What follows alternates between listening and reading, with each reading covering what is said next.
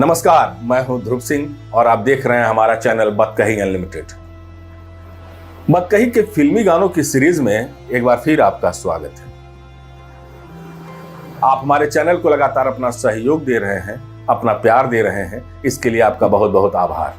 ऐसे ही हमारा सहयोग करते रहें और हम आपको ऐसे ही एक से बढ़कर एक फिल्मी गानों के पीछे की रोचक कहानियों से रूबरू करवाते जाएंगे। फिलहाल आज हम जो गाना आपके लिए लेकर आए हैं वह मुझे निजी तौर पर भावुक करने वाला है, क्योंकि यह गाना हमारे वीर जवानों की वीरता नहीं बल्कि उनकी कुर्बानी का जश्न मनाता है। यह गीत बताता है कि सरहद पर शहीद होने वाला हर हिंदुस्तानी सिपाही जब दुश्मन की गोलियों का शिकार होकर अपनी आखिरी सांसें गिनता है तब भी उसका दिल वतन के लिए किस तरह धड़कता रहता है। उसके बाजू कटकर गिर चुके होते हैं, उसके पैर उसके शरीर का बोझ उठाकर चलने में नाकाम हो चुके होते हैं। उसकी आंखों के आगे एक अंतहीन अंधेरा धीरे धीरे छाता जाता है। नसों में बहता लहू धीरे धीरे जमता जाता है। दिल की धड़कनों की रफ्तार धीमी पड़ती जाती है और तब उसके बदन का कतरा कतरा गाता है कि कर चले हम फिदा जानो तन साथियों, अब तुम्हारे हवाले वतन साथी। कर चले हम फिदा जानो तन साथी। साल 1964 में आई फिल्म हकीकत, जिसका ये गाना आज भी लोगों की जुबान पर है। इसके पहले कि हम गाने की बात करें, थोड़ा इस फिल्म के बारे में भी जान लेते हैं। 1962 में भारत और चीन के बीच हुए युद्ध पर बनी ये फिल्म हमारे देश के पहले प्रधानमंत्री पंडित जवाहरलाल नेहरू को समर्पित है। जब भारत पर चीन का आक्रमण हुआ तो उस युद्ध में अनेक भारतीय सैनिक सीमा पर भारत के सम्मान की रक्षा करते हुए शहीद हो गए। फिल्म हकीकत इसी की कहानी है, जिसे मशहूर अभिनेता देवानंद के बड़े भाई चेतन आनंद ने बनाया था। पंजाब सरकार के सहयोग से बनाई गई इस फिल्म को लिखा था चेतन आनंद ने ही। पंडित नेहरू को श्रद्धांजलि देते हुए फिल्म शुरू होती है और इसका नाम हकीकत उस वक्त भारत चीन युद्ध के संदर्भ में फैले जाने कितने अपवादों की जवाब की तरह था।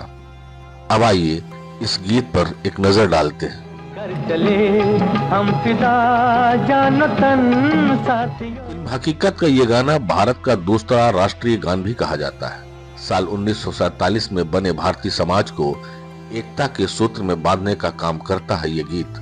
ये राष्ट्र के उन सपूतों को समर्पित है जिन्होंने भारत को महान बनाने के लिए न सिर्फ अपने हिस्से की कुर्बानी दी बल्कि ये भी सुनिश्चित किया कि हमारे जैसे करोड़ों लोग इस मुल्क को और आगे ले जा सके। इस गाने को लिखा था मशहूर गीतकार और शायर कैफी आजमी ने, संगीत से संवारा था मदन मोहन जी ने और आवाज दी थी सुरों के शहंशाह मोहम्मद रफी ने।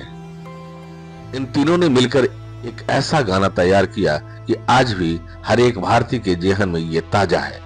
गाना जब भी कहीं बजता है तो लगता है हमारी भारत माँ हमें पुकार रही है और हमें अपने अपने हिस्से के समर्पण को लेकर आगे आना चाहिए। जैसा कि हमने आपसे बताया कि यह गाना भारत के दूसरे राष्ट्रगान की तरह है। आपके मन में एक सवाल यह भी आया होगा कि आखिर इसमें ऐसा क्या है जो यह दूसरे राष्ट्रगान के तौर पर अपनी दावेदारी पेश करता है। देशभक्ति के तो सैकड़ों गाने हैं, तो यह तमगा इसे ही क्यों हासिल है। मैं आपको बता दूं कि यह गाना अपने सामाजिक और राजनीतिक संदेश की वजह से इतना मकबूल है कि इसने उस वक्त हमारे देश के लोगों के उत्साह में नया प्राण फूंका, जब देश की जनता भारत को चीन से मिली हार के बाद गहरी निराशा में थी।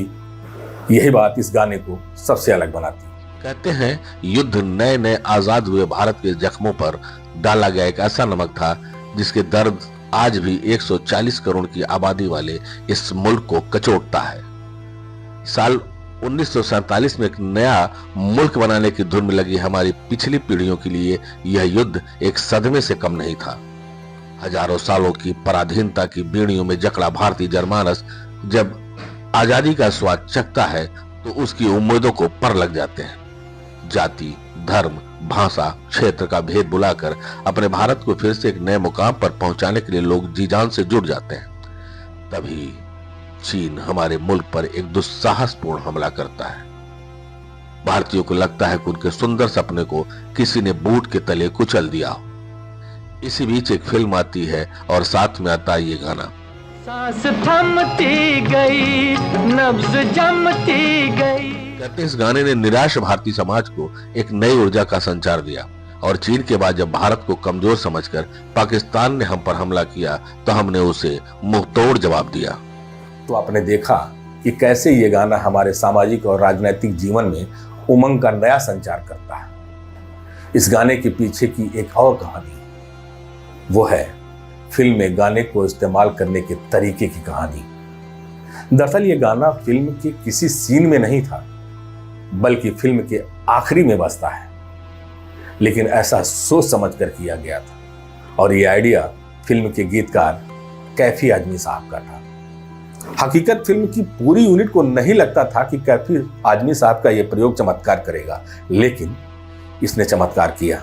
कर चले हम फिदा गाना अपने आप में बेमिसाल है। हकीकत फिल्म युद्ध की विभीषिका और उसके उन तमाम पहलुओं को दिखाती है जो आम देशभक्ति की फिल्में नहीं दिखा पाती। इस गीत की बेहद रोचक कहानी है और ये किस्सा अपने एक रेडियो कार्यक्रम में फिल्म अभिनेता अन्नू कपूर ने सुनाया था। कहते हैं गीतकार कैफी आजमी का कहना था जब फिल्म खत्म हो जाएगी उसके बाद ये गीत बजेगा। इसके बाद डायरेक्टर ने कैफी आजमी से कहा फिल्म खत्म होने के बाद तो दर्शक सिनेमा हॉल छोड़कर चले जाएंगे, तब कौन देखेगा यह गाना। लेकिन जैसे मूर्तिकार को मूर्ति बनाने के बाद और बावर्ची को खाना बनाने के बाद यह एहसास हो जाता है कि उसने कोई नायाब चीज बना दी है, वैसे ही कैफी आजमी को भी इस बात का एहसास हो गया था कि उन्होंने कुछ ऐसा बना दिया है कि उसे हिट होने से कोई रोक नहीं सकता। और वाकई फिल्म खत्म होने के बाद जब ये गीत हाल में गूंजा तो कैफी आजमी की बात अक्षरशः सच साबित हुई। उस जमाने में फिल्म देखकर निकलने के बाद तमाम लोगों की आंखें नम हुई। कैफी आजमी, रफी साहब और मदन मोहन के लिए इससे बड़ा पुरस्कार कोई हो नहीं सकता।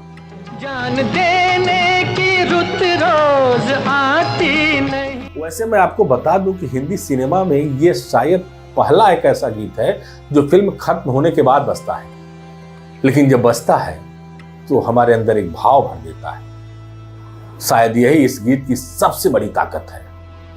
ये गीत मदन मोहन साहब, कैफी आजमी और रफी साहब के लिए अलग अलग वजहों से मील का पत्थर बन गया। इस गीत ने इन तीनों के जीवन में एक खास मुकाम बनाया है। वैसे ये तीनों अपने अपने क्षेत्रों के बड़े नाम हैं, लेकिन यह कहना भी गलत नहीं होगा कि इनके नामों को बड़ा करने में इस गाने ने भरपूर योगदान दिया है। गीत की खास बात यह भी है कि ये बाद के सालों में और मकबूल हुआ, साथ ही अगली पीढ़ी के लिए प्रेरणा स्रोत भी बन गया। मोहम्मद रफी की आवाज में जब यह गाना बजता है तो उसे देखने और सुनने वालों की आंखें आज भी नम हो जाती हैं। यही कारण है कि मशहूर लेखक विनोद कुमार ने जब रफी साहब के 51 सबसे हिट गानों की लिस्ट तैयार की तो उसमें यह गाना भी शामिल हुआ। इस गाने की अहमियत का अंदाजा इस बात से भी लगाया जाता है कि सीबीएसई के 10वीं के पाठ्यक्रम में भी इसे शामिल किया गया है। हमें लगता है कि एक गीतकार के तौर पर कैफी आजमी की ऊंचाई इससे समझी जा सकती है। अब तुम्हारे हवाले वतन साथियों। वैसे इस गाने की धुन मदन मोहन की 10 सबसे बेहतरीन धुनों में गिनी जाती है। उन्हें दिग्गज संगीतकार बनाने में इस गीत की बड़ी भूमिका मानी जाती है। यही कारण है कि यह गाना सालों से बेहतरीन जनमानस के लिए देशभक्ति का पर्याय बना रहा है। पीढ़ियां आएंगी और जाएंगी, लेकिन यह गाना अपनी इसी ऊंचाई के साथ भारत के लोगों को आजाद होने का गर्व देता रहेगा और याद दिलाता रहेगा कि यह मुल्क अब तुम्हारे हवाले है और इसे तुम्हें पहाड़ों के ऊपर, समुंदर के पार और हवाओं से आगे ले जाना है। तोड़ दो हाथ अगर हाथ उठने लगे। तो कैसा लगा आपको हमारा यह विश्लेषण? इसके बारे में हमें कमेंट जरूर करें। अगर ऐसे ही किसी गाने के पीछे की कहानी और उसके पहलुओं के बारे में जानना हो तो हमारे कमेंट बॉक्स में जाकर लिखें। हमारे वीडियो का अपडेट पाने के लिए हमारे चैनल को सब्सक्राइब करें, लाइक करें, शेयर करें, बेल आइकन का बटन जरूर दबाएं। फिर मिलते हैं एक नए वीडियो में, तब तक के लिए नमस्कार।